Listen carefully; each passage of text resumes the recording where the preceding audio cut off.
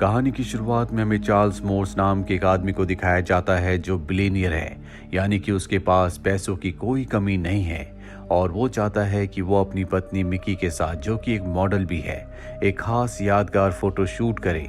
इसीलिए बॉब नाम के फोटोग्राफर को, जो कि बहुत ही फेमस फोटोग्राफर होता है, उसे हायर करता है और उसे और उसके असिस्टेंट को लेकर अलास्का के एक रिसोर्ट में जाता है ताकि वहां पर ये फोटो शूट कर सके। रिसोर्ट का ओनर इन सब को कहता है कि यहाँ पर किसी भी फूड को खुला मत छोड़ना, क्योंकि यहाँ जंगली भालू हैं जो कि बहुत ही खतरनाक हैं। इसके बाद सब अपने अपने रूम्स में चले जाते हैं। रात को चार्ल्स को भूख लगती है और जब वो नीचे आता है तो देखता है कि वहां पर मीट का एक टुकड़ा है, साथ ही दरवाजा भी खुला हुआ है। वो दरवाजे को बंद करता है और तभी एक जंगली भालू उसके ऊपर हमला कर देता है। चार्ल्स बहुत ज्यादा डर जाता है और ये चार्ल्स के साथ एक प्रैंक होता है, क्योंकि आज उसका बर्थडे है और उसकी वाइफ ने और उसके फोटोग्राफर और सभी दोस्तों ने मिलकर उसके साथ प्रैंक किया होता है, जिसके बाद सब के सब उसे विश करते हैं।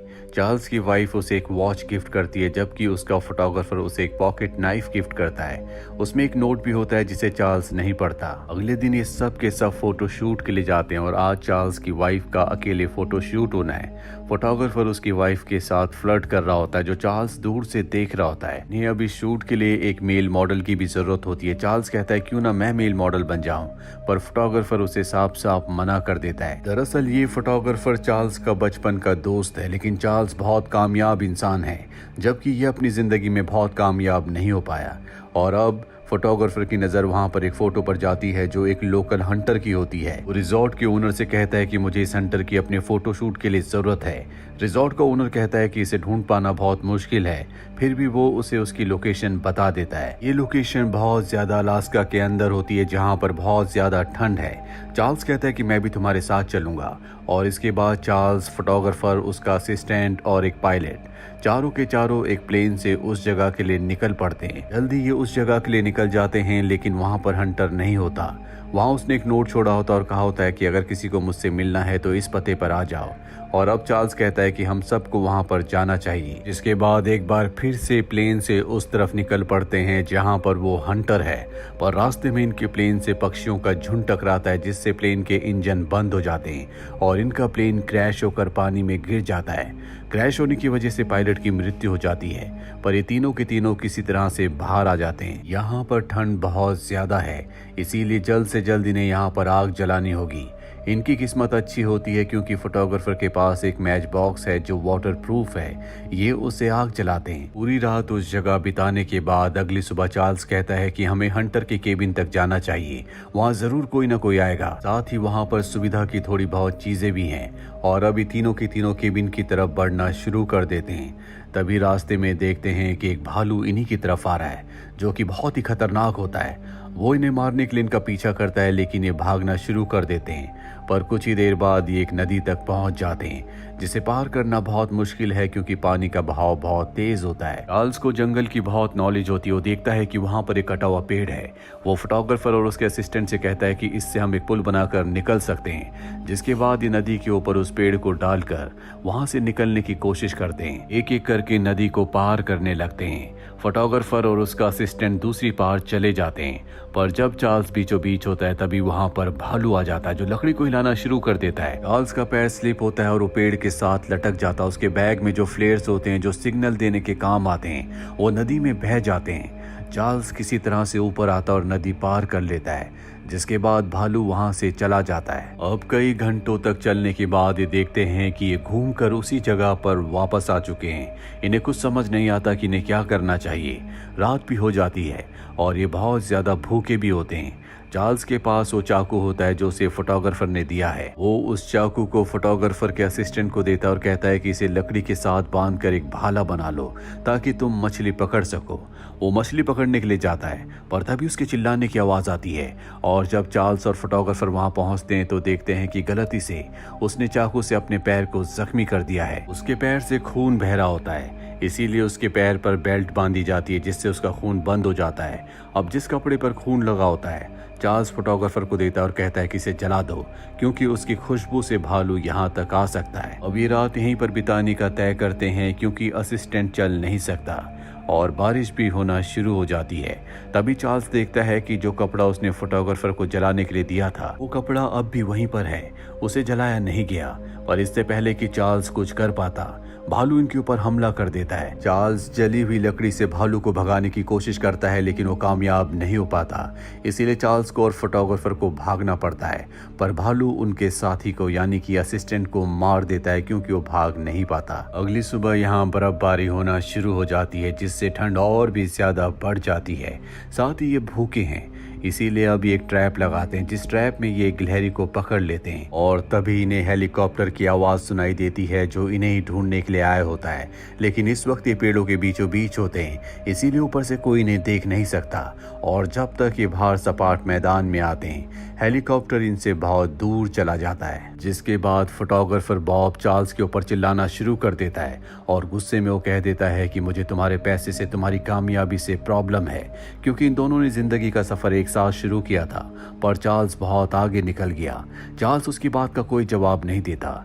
इसके बाद एक बार फिर से ये अपने सफर पर आगे बढ़ चलते हैं। यहाँ ठंड बहुत ज्यादा होती है, साथ ही इनके पास खाने के लिए कुछ नहीं है और सबसे बड़ी प्रॉब्लम होती है वो भालू जो अब भी इनके पीछे होता है। ये अब खाने का इंतजाम करने के लिए मछली पकड़ने की कोशिश करते हैं लेकिन तभी वहां पर भालू आ जाता है।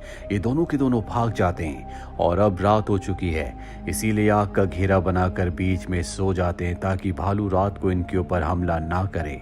अगली सुबह चार्ल्स कहता है कि हमें उस भालू को मारना होगा, हम इस तरह से उससे भाग नहीं सकते। और फोटोग्राफर उसकी बात से सहमत नहीं होता। वो कहता है कि हम उसका सामना नहीं कर सकते, वो हमसे बहुत ताकतवर और बहुत बड़ा है।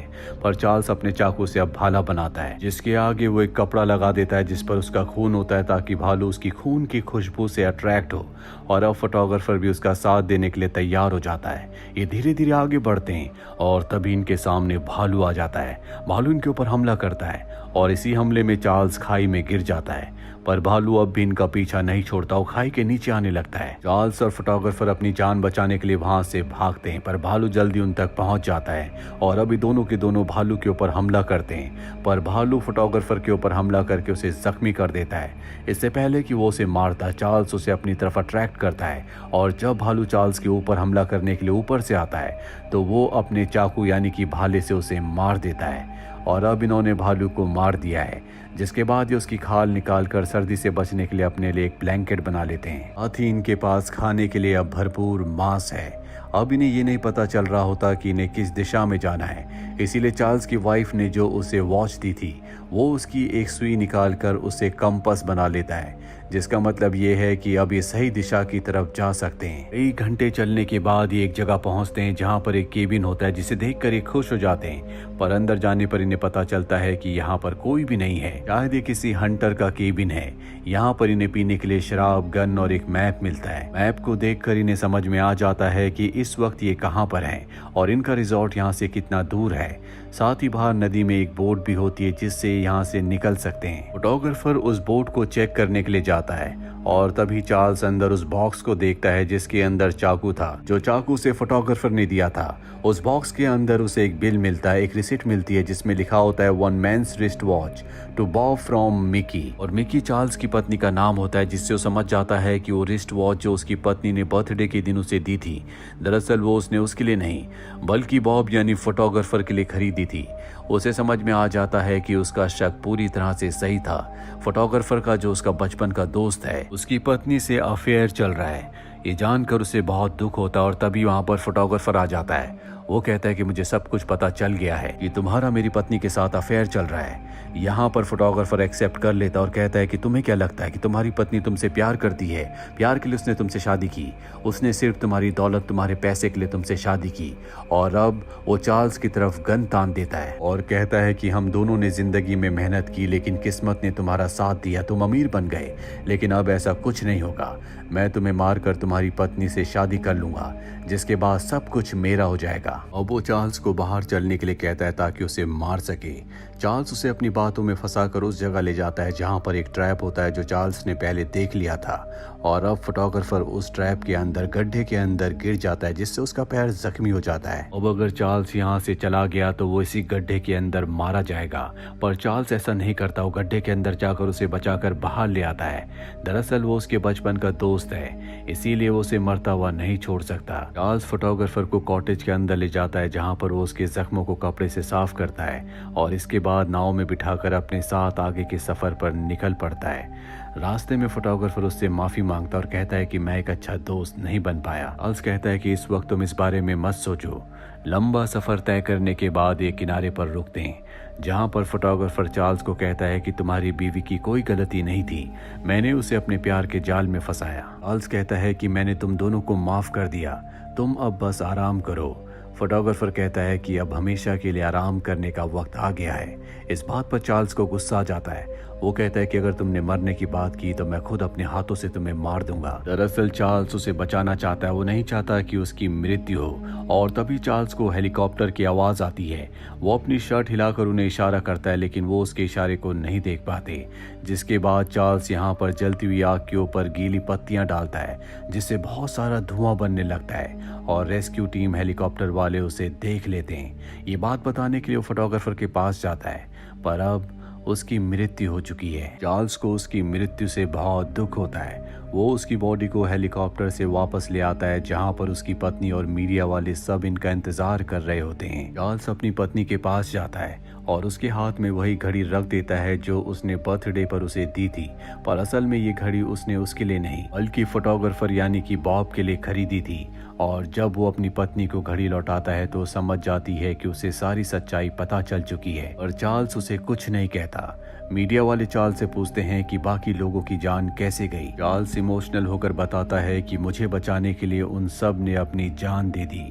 और इसी के साथ ये फिल्म, ये कहानी यहीं पर खत्म हो जाती है। उम्मीद करते हैं कि ये कहानी आपको पसंद आई होगी।